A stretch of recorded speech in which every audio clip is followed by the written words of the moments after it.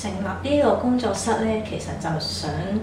喺日常度幫人哋恢復翻健康嘅。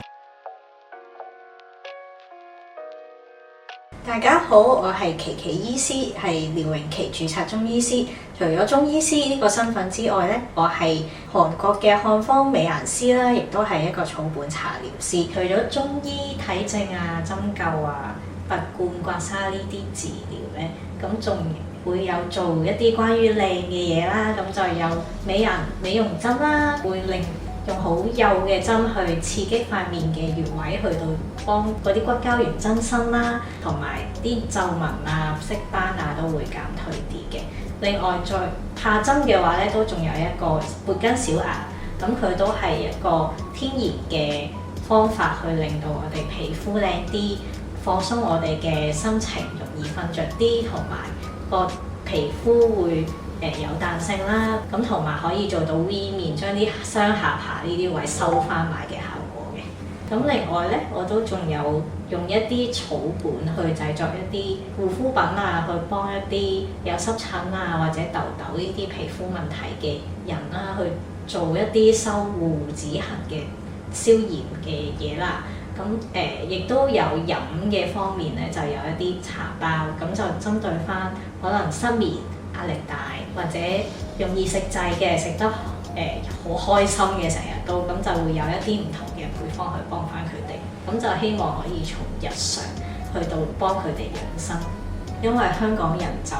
壓力太大啦，節奏好快，咁所以濕疹啊、痘痘呢啲壓力有關嘅問題會出現啦。咁另外咧，就因為見得病人多，病人咧就成日都覺得啊飲藥好痛苦啊，唔好飲啊，咁就希望可以喺飲藥之外，可以有其他嘢可以輔助佢哋快啲可以好翻啊，變翻靚啊，又或者令到佢哋嘅困擾減輕，同埋希望係冇負擔嘅，佢日常可能搽幾嘢，又或者係飲杯茶就已經可以幫助到佢身體啦。咁傳統嘅中醫咧就偏向要煲藥，咁而家就有藥粉去取代咗啦。咁但係都味道都係唔好嘅，咁都係一啲藥味啊，可能比較苦啲。咁就有啲病人如果長期個禮拜走去飲5日咁樣，就會覺得難接受，有負擔啦。咁所以我就走去讀一啲草本嘅課程。咁去認識一啲喺西方藥典裏面有出現嘅草本，佢哋有咩作用啦，可以用嚟做啲咩治療啦。咁然後就喺當中就發現，原來好多草本其實喺我哋中藥裏面都有出現嘅。認識更多，去將呢啲草本同中藥去 mix 埋，咁就會有一個更加中 point 嘅效果。可能消炎可能會再加強啲，退印會再快啲咁樣咯。未來都會繼續貼近天然嘅，亦都希望去維持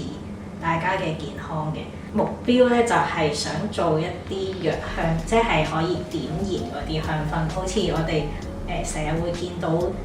線香啊、塔香啊呢啲可以點嘅。咁我哋聞到個味道咧，就可能會有啲放鬆心情嘅效果啊，疏肝安神，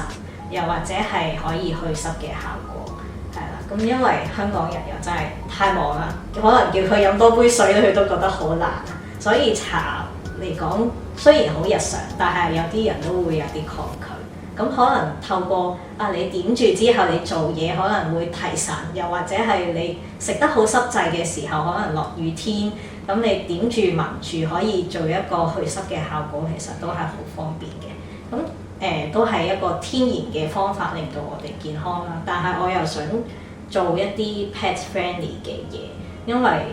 屋企大家都好多有寵物啊，咁寵物就對味道敏感啦，同埋有啲草本佢哋對佢哋嚟講係有毒嘅，咁所以我又想